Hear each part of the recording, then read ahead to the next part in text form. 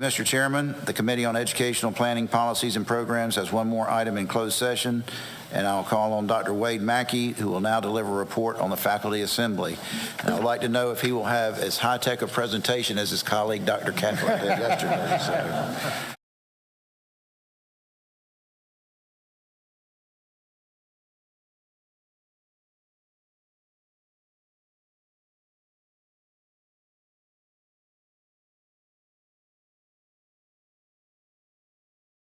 Thank you. See, that's why I can't beat Jeff, right? Pushing a button is, I'm like George Jetson that way. Now, where was I? Mount Olympus, that's right. That's always a good place to start in this crowd. Know your audience, Jeff. We hope you've had a great visit and have gotten to know UNCG from the experiences of our most excellent students, chosen randomly. Ask the boss.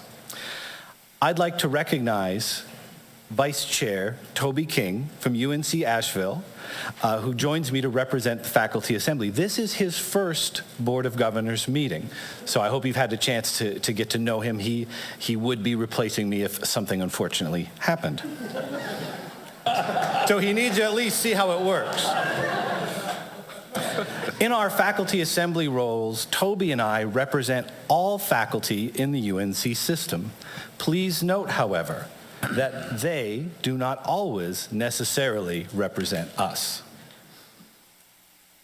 As you are here among Spartans today, I will forego my traditional comments on historical philosophers for a quick lesson in Spartan philosophy. I call it Spartan philosophy because it is short, minimalist, and comes to a very sharp point. 3 principles. First, if you haven't got something to offer, no one wants you. Always add value to every interaction you have.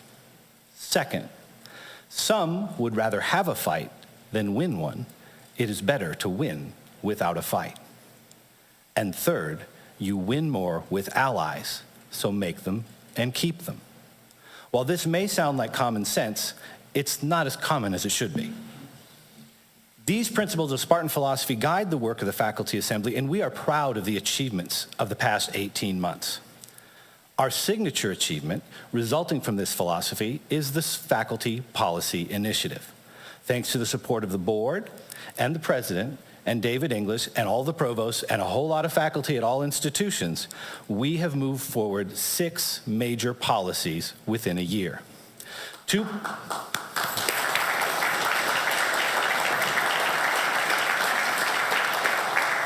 Two policies, workload and retirement, are in the implementation phase.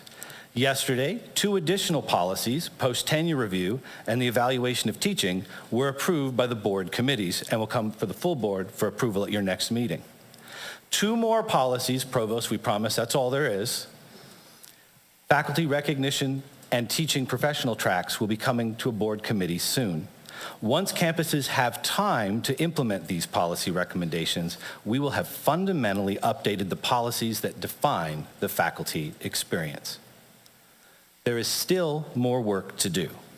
While we value the increased funding, faculty have talked a lot about the legislative change to the distinguished professorship, limiting eligibility to STEM.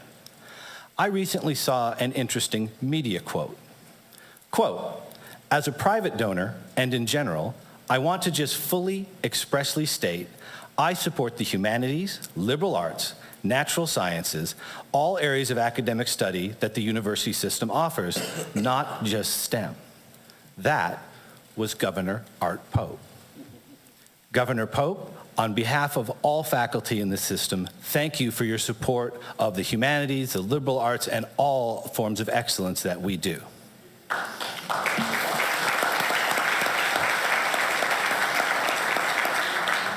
As you well know, our ability to reward excellence is key to retaining our best people. Faculty appreciate the support of the board members on this issue and look forward to working with the system office and board on making the case to our legislature that wider access to this program is of critical importance. Additionally, the Faculty Assembly has had green zone training to better serve our military-affiliated students. We've had QPR training to better support student mental health and media training from the system office. That media training has really benefited Toby, myself, and others, as just this fall we've been contacted from everyone from inside higher ed to the Chronicle. We also received excellent updates from the system office on the budget and incentive pay. We've heard presentations from faculty on the implementation of the faculty workload policies, and I've had the privilege of being invited to speak to faculty at several institutions. Last week, it was Chapel Hill. In January, I'll be talking to faculty at Central. In every case, most faculty align with the philosophy I've outlined here today. What I hope you observe is that the faculty are engaged in training to better serve our students. The system office provides transparency around budgets, and all of us engage in moving system policies forward together. This is representative of the North Carolina way. The Faculty Assembly looks forward to our continued partnership. Thank you for your support of our work, for getting to know UNCG, and for the opportunity to speak to you today. This concludes my report. Go Spartans!